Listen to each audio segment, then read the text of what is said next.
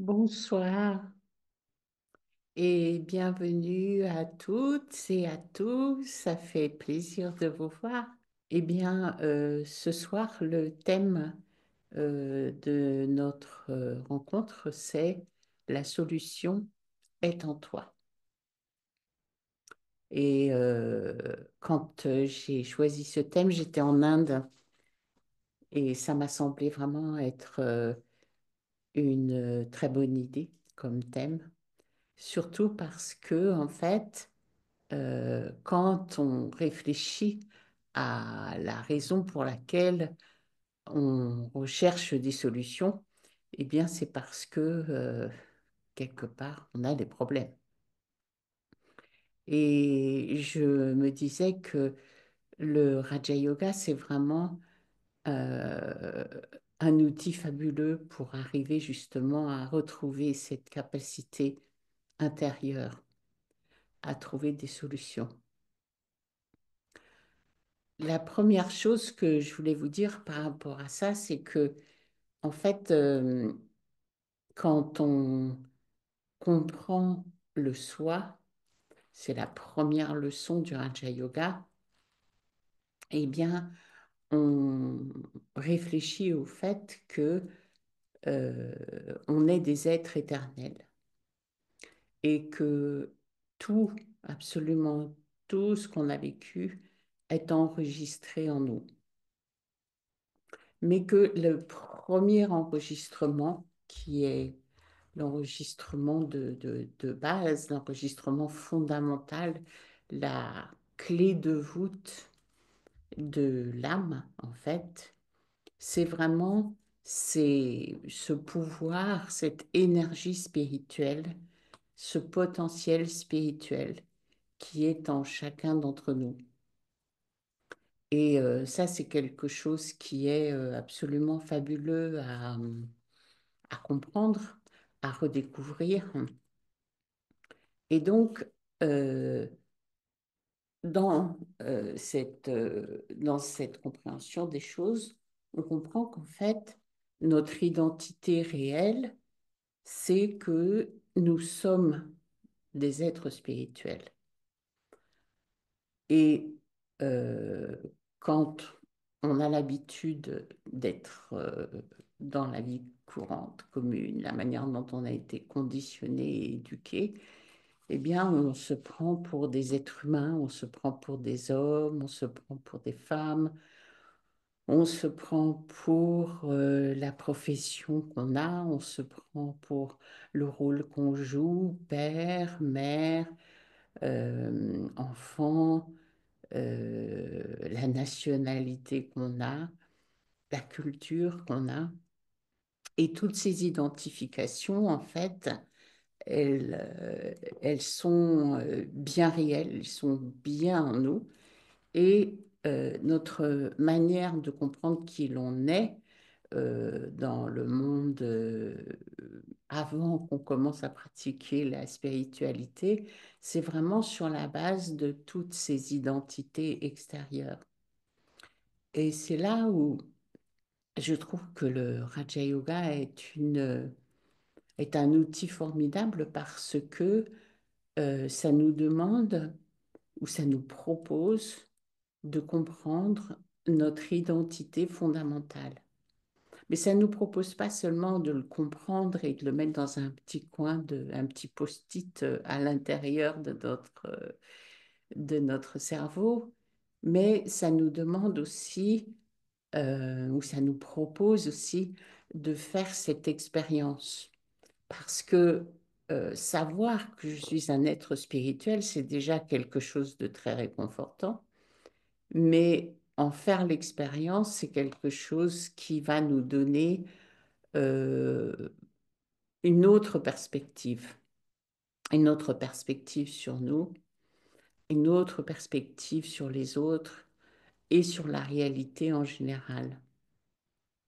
Donc, je me disais qu'on pourrait peut-être commencer enfin commencer, on pourrait peut-être faire un petit moment de méditation où je vous propose justement de faire l'expérience d'être cette âme, d'être cet être spirituel. D'accord? Donc, ce que l'on va faire, c'est qu'on va juste s'asseoir et on va juste se recentrer. On respire, on expire, on inspire, on expire. Et en même temps, on se dirige vers notre monde intérieur. Je prends conscience de mon univers spirituel. Je prends conscience de ma réalité spirituelle. Je prends conscience que je suis une énergie éternelle et immortelle, une énergie de paix, une énergie d'amour, une énergie consciente, douée d'un pouvoir, douée de qualité et d'une intelligence spirituelle absolument unique. Et plus je m'autorise à faire cette expérience, plus je prends de la hauteur par rapport à ma vie, par rapport à mon passé, par rapport à la réalité. Je suis cet être spirituel qui agit par l'intermédiaire d'un corps extrêmement précieux. Je suis cet être spirituel qui joue un rôle, qui joue un acteur. Je suis un être qui a connu énormément d'expériences, mais je ne suis pas ces expériences. Je les ai accumulées en moi. Elles m'ont apporté de l'énergie, des joies et des peines. Mais je peux m'en détacher pour quelques instants pour retrouver cette véritable identité spirituelle qui est la mienne, de paix, d'amour, de lumière, de douceur, de force, d'énergie. Et cet être essentiel que je suis ne mourra jamais.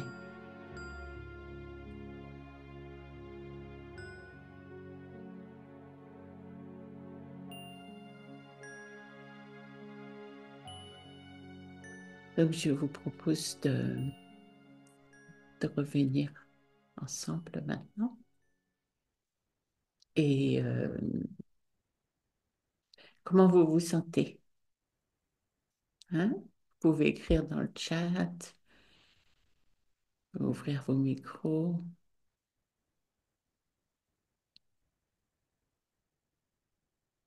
Je ne sais pas si vous pouvez ouvrir vos micros, c'est notre ami Joachim qui a.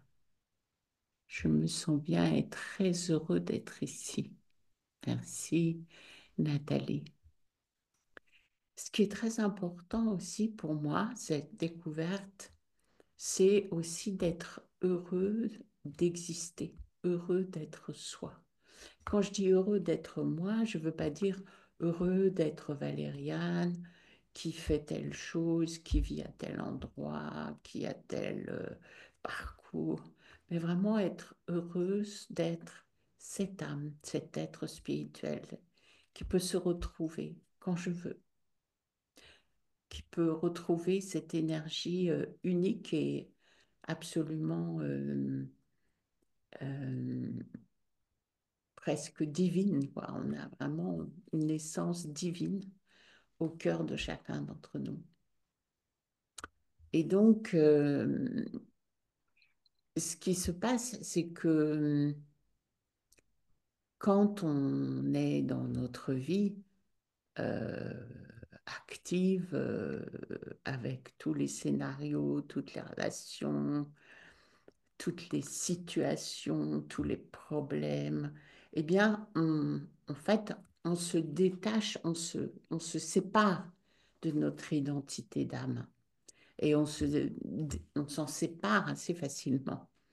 Et donc, le Raja Yoga propose d'arriver à vivre dans cette vie tout en ne se séparant pas de cette identité spirituelle, d'arriver progressivement à euh, arriver progressivement à être dans cette identité spirituelle tout en jouant notre rôle, tout en étant en train de parler aux gens, de travailler, de jardiner, de manger, de cuisiner, de travailler, etc.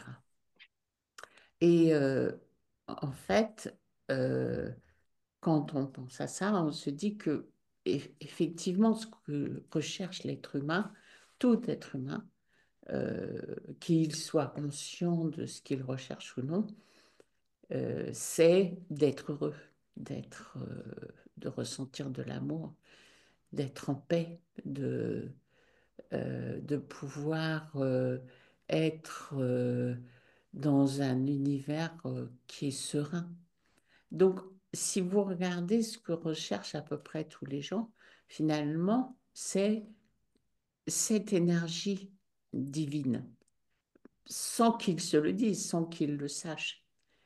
Et ce qui se passe, c'est que euh, quand on vit notre vie quotidienne, on pense que la solution, ce serait peut-être d'avoir une nouvelle voiture ou une nouvelle maison ou un nouveau mari ou qu'il n'y ait plus de problème à la maison. Mais en fait, si vous voulez, le fait de chercher, d'identifier les problèmes à l'extérieur et de chercher à les résoudre de l'extérieur, ça ne peut pas être la démarche complète. C'est-à-dire, bien sûr qu'il faut chercher à payer ses dettes, aller bien à la maison, créer des belles relations avec les gens avec qui on vit et on travaille. Mais d'abord, il faut arriver à créer cette relation avec nous-mêmes.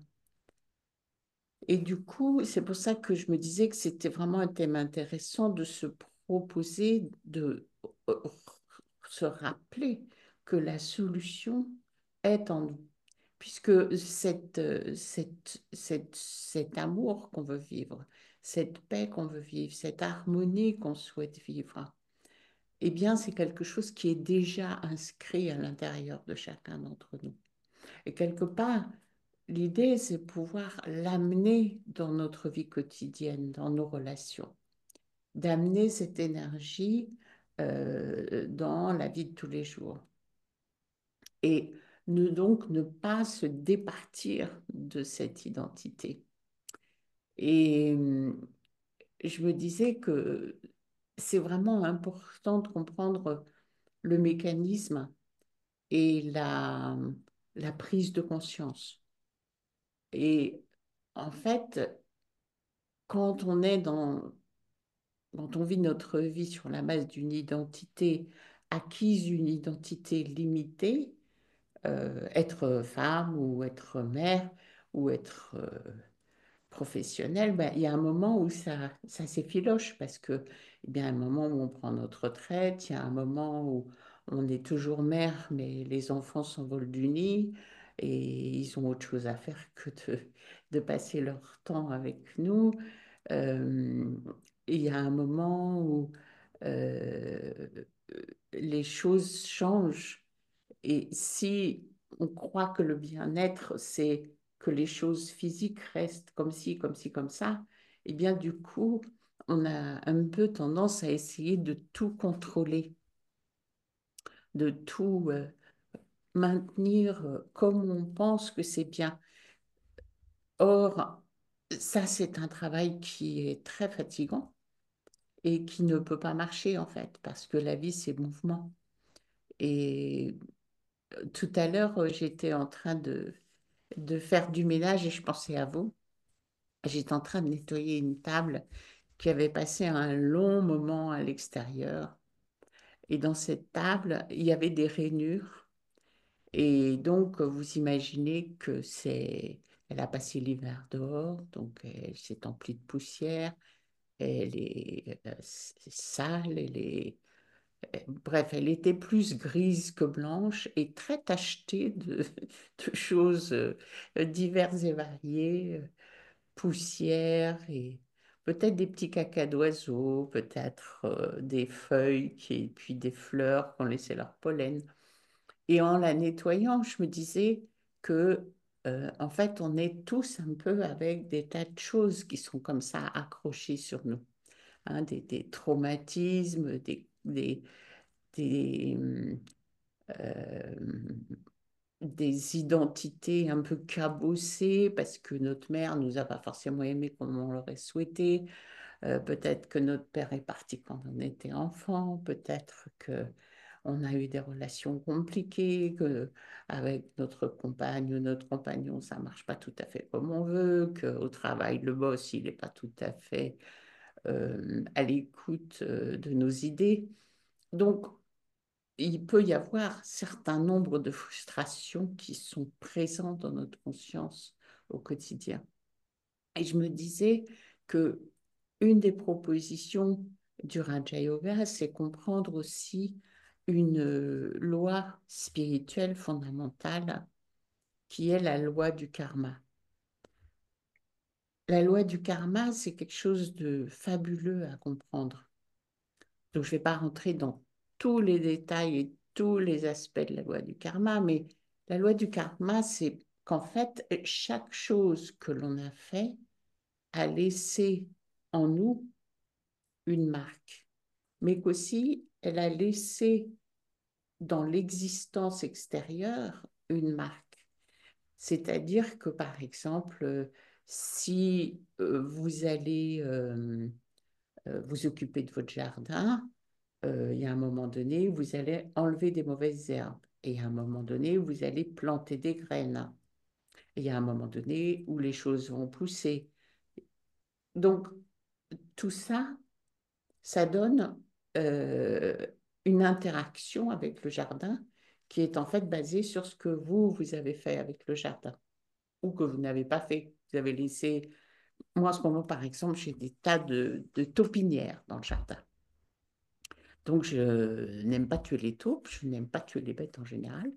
Donc voilà, qu'elles sont bien contentes de faire des gros tas bien jolis. Et finalement, c'est pas si agréable que ça d'avoir partout des tas de taupes. Mais est-ce que par rapport à ça, à l'intérieur de moi-même, comment je me sens par rapport à tous mes tas de taupes dans la vie quotidienne, non? Tous mes tas de taupes du passé, est-ce que c'est quelque chose qui me fait souffrir quand j'y pense, qui me donne de la peine quand je m'en souviens? Est-ce que c'est quelque chose qui va faire que je vais être réactive de manière X, Y ou Z euh, avec les autres gens ou dans certaines situations parce que justement j'ai ce vécu-là. Et donc, cette loi du karma, telle que le comprend le Raja Yoga, c'est que le karma peut s'effacer ou se dissoudre grâce à la méditation, grâce au yoga.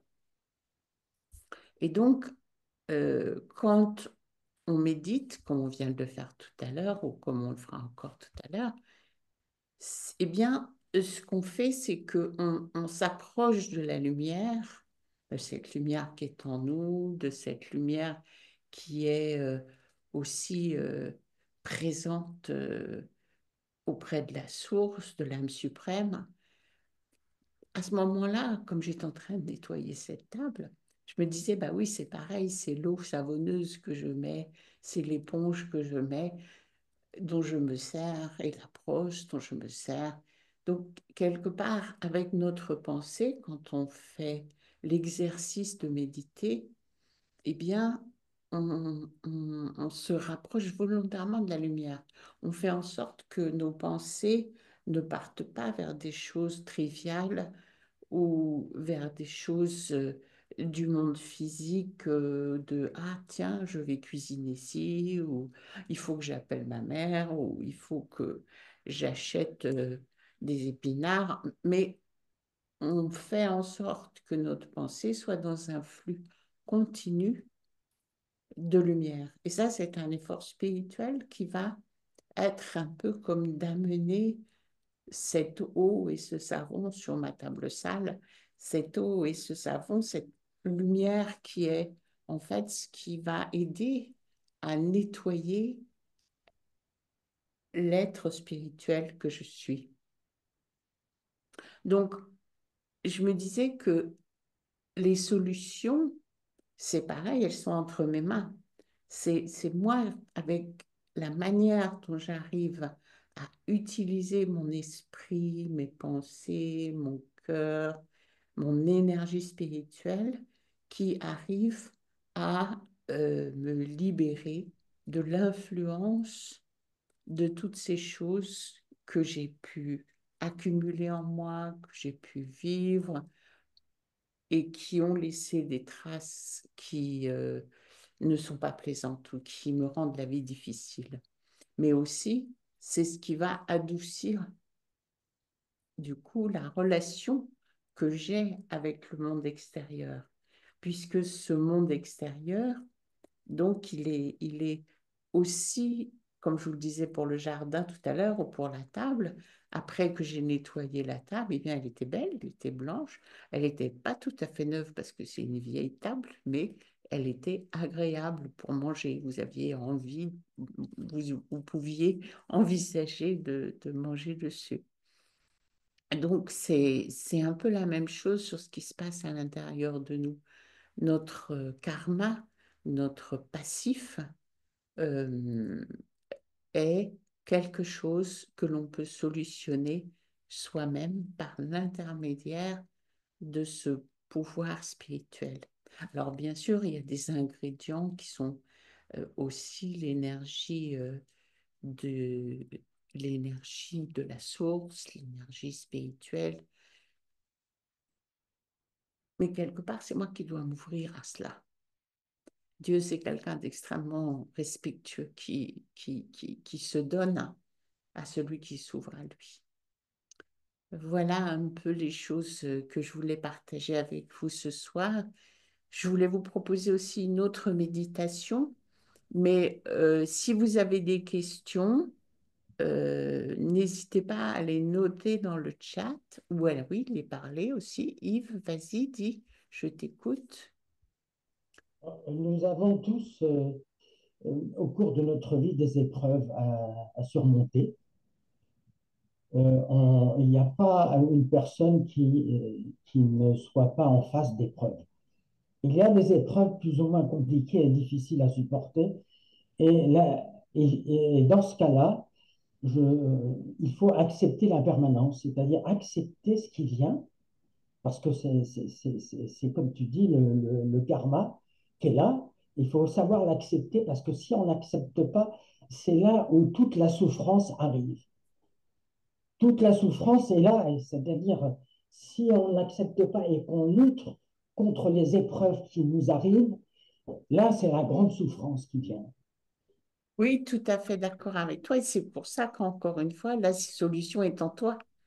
Parce que c'est toi qui dois apprendre à accepter, c'est toi qui dois apprendre à, euh, à, à flotter, à naviguer avec cette réalité qui s'offre à toi.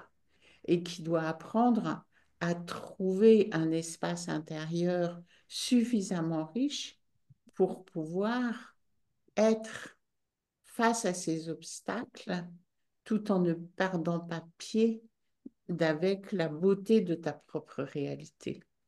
Merci, Yves. Ça Est-ce me que... fait penser, oui, Oui, vas-y. ça me fait penser à ce que qu'en dit Yves par rapport au fait qu'on est tous sur le même dénominateur commun par rapport au fait qu'on a des choses à vivre et à traverser, même si elles sont toutes différentes pour chacun. Et ça me fait penser à cette expression danser avec le chaos créateur. Oui, tout à fait. Tout à fait. Chacun d'entre nous. L'idée ici est notre capacité, avec notre résilience, à transformer en fait chacun de ces moments en quelque chose de vibrant pour nous. Et qu'en fait, dans chaque chose que l'on ressent comme chaotique, peut-être même une épreuve, eh bien, c'est aussi une formidable opportunité de grandir et Oui, de et croître. c'est aussi l'opportunité d'apprendre quelque chose sur moi-même, d'apprendre quelque chose sur nos blocages, d'apprendre quelque chose sur la manière dont on est en relation avec tout. Ouais, tout à fait d'accord. Yves, lève la main à nouveau. À moins que Nathalie voulait parler aussi, je vois qu'elle a ouvert son micro. Oui, et ma petite main est partie toute seule. Je ne sais pas ce que j'ai fait, mais elle est disparue. Oui, c'est gentil, mais merci. Euh, moi, j'écoute Sister Shivani depuis pas mal de temps maintenant. Enfin, pas mal de temps. En réalité, ça fait 2 mois et ça m'a complètement bouleversée parce que j'ai eu l'impression d'être chez moi, quoi, voilà. J'ai eu Hmm. l'impression que c'était un discours que j'avais toujours entendu et que c'était voilà une impression de déjà vu, déjà entendu et d'être dans ma maison. Voilà. Et une impression très très forte, très puissante et je me suis abonnée aux différentes méditations, etc. Mais c'est là où je suis un peu perdue en disant mais je commence par quoi? Mhm. Et C'est pour ça que j'ai fait la proposition au début de commencer par soi. Pour nous, c'est le premier chapitre et c'est aussi le dernier chapitre. Mhm. Mais je dirais que c'est le premier chapitre parce que euh, cette compréhension d'être un être spirituel est fondamentale. Après, comme je vous le disais, après, le fait de le vivre, le fait de le prendre en compte au point de vivre notre vie depuis cette perspective, c'est quelque chose qui va demander un travail intérieur. Un Euh, travail intérieur très plaisant, mais un travail intérieur, ouais. Mm. Mm. Merci Nathalie. Yves, tu voulais dire autre chose? Oui, pour avoir un exemple concret par rapport justement à trouver ce bien-être intérieur, j'ai été opéré d'un cancer il y a quelques années et avec le temps, maintenant, ce cancer est devenu chronique, c'est-à-dire il faut que je vive avec. Et donc, je vis avec, je l'accepte et euh, je suis ensemble avec lui et on chevauche. Et je ne suis pas du tout malheureux par rapport à ça, puisque de toute façon, comme je l'ai dit tout à l'heure, il faut accepter ce qui vient. On ne peut pas faire autrement que de l'accepter. Tout à fait d'accord. Tout à fait d'accord. C'est-à-dire que de toute façon, les circonstances physiques de notre vie, elles sont là. Et c'est quelque part, c'est ce que je vous disais tout à l'heure quand je donnais l'exemple du jardin, c'est des graines qu'on a plantées. Et la terre, elle est comme elle est maintenant. C'est-à-dire qu'il y a tout un degré de pollution, un degré de produits chimiques qui sont là. C'est les êtres humains, on en est là. Et nous, on a planté toutes ces choses. Donc maintenant, effectivement, cette grande sagesse d'accepter, mais aussi de vivre intérieurement en paix avec toutes ces choses est fondamentale. Yves, tu as complètement raison. Je vous propose une nouvelle méditation et si vous avez encore des questions, n'hésitez pas à les noter. Je vois qu'il y a Isabelle qui a écrit oui, mais avant d'accepter, c'est normal de résister. Et tu as complètement raison, c'est comme ça qu'on s'en rend compte. On se rend compte qu'il faut qu'on accepte parce que justement, on commence par rejeter. On rejette la douleur physique, on rejette la douleur émotionnelle, et puis tout à coup, on se dit, mais attends, c'est moi qui crée cette douleur émotionnelle. Et donc, je peux la changer. Je peux changer ma façon d'être émotionnellement. Donc, je vous invite encore une fois à vous asseoir à, et respirer à nouveau, à rentrer dans votre univers intérieur, à vous retrouver au cœur de vous-même, au centre de votre propre réalité spirituelle. Et je vous invite à retrouver cette dimension intérieure où chacun d'entre nous est un créateur. Je suis le créateur, la créatrice de mes pensées, de mes sentiments. Je suis capable de prendre conscience de mon potentiel de paix, d'amour. Et plus j'en prends conscience, plus ce que je crée est coloré par ce sentiment de paix, d'harmonie, de lumière, d'amour. Et je me dirige vers la lumière, dans la dimension de la lumière spirituelle. Et dans cette dimension spirituelle, je peux percevoir une énergie extrêmement pure et puissante.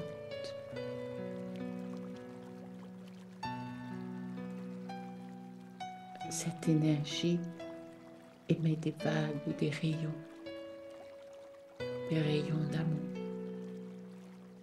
de paix, de silence, de pouvoir, de beauté.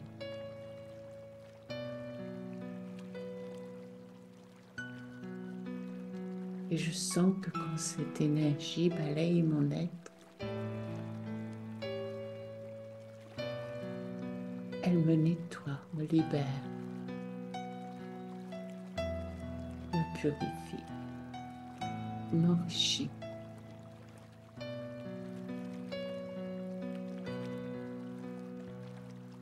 Elle me permet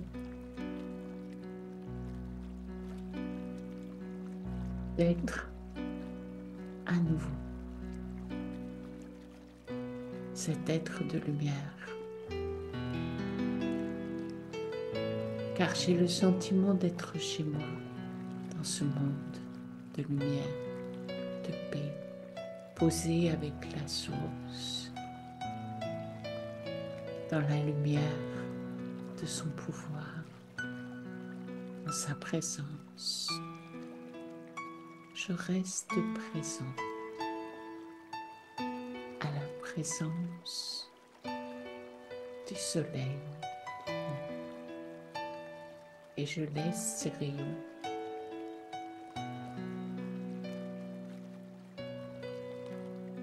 me toucher spirituellement, moi l'énergie, la lumière. Je rencontre la lumière et je vais à la rencontre de moi-même. Et quand je le veux, je sais que je pourrai à nouveau retourner dans cette dimension, me retrouver à nouveau, retrouver la source à nouveau. Eh bien, merci à vous tous. Je vous souhaite une très bonne soirée et puis à bientôt. J'aurai plaisir à vous retrouver. Au Merci. revoir.